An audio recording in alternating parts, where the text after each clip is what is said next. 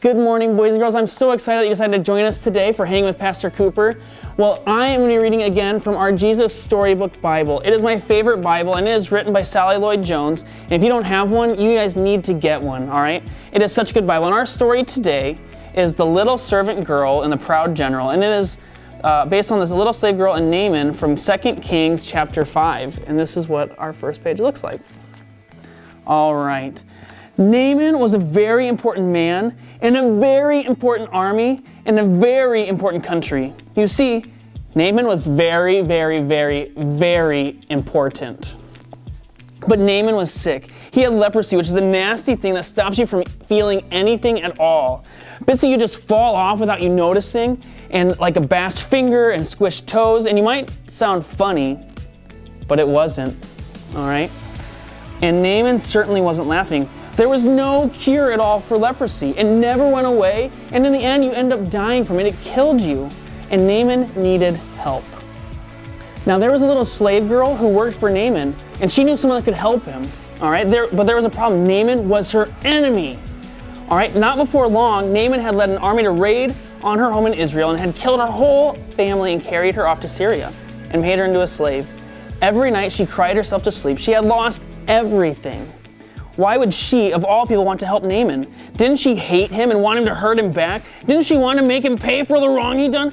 Well, that was something you would expect to hear, but instead of hating him, she loved him. Instead of hurting him back, she chose to forgive him. I want Naaman to get well, she said to her mistress. There's a man in Israel named Elisha who can heal him. I'll go, said Naaman, loading up his wagons and putting on his flashing armor, but I'll go to the palace because that's where someone important like me gets healed. So he hurried off to Israel and went straight for the king. My healing, please, he said. I can do lots of things, the king replied, but only God can heal. Just then, a message from Elisha arrived.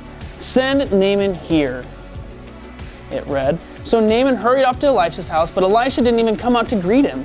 He just sent a servant instead. Does Elisha know who I am? He thought. But the servant said next made him even madder. He said, go wash in there. All right, just wash, Naaman laughed. That in that slimy, stinky river, he looked around to see if that was some kind of joke, and it wasn't. Any person can wash in a river, he thought. I am Naaman, I am important. I should do something important so God will heal me. And he rode off in rage. All right, of course, you and I both know that's not how God does things. All Naaman needed to do was nothing.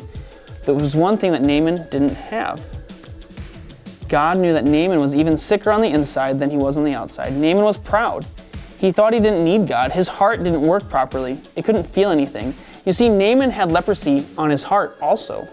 God was not only going to heal Naaman's skin, he was also going to heal his pride.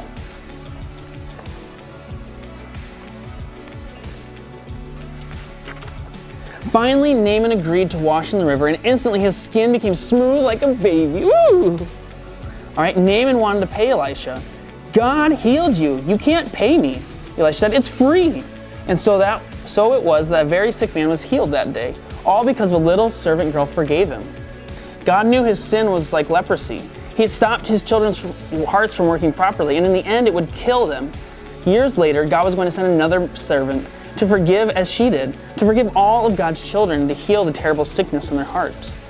Their hearts were broken for God, but the cool thing is God can mend broken hearts. All right, that person was Jesus, and Jesus loves all of us, and that's why God sent his son. That's why I love this Bible, because it always points back to Jesus. If you guys don't have one, make sure you guys get one. All right, I hope you guys have a great day, and if you guys want to see more of this stuff, you can tune in on YouTube or Facebook at Meadowbrook Kids Online, and I hope to see you guys more often.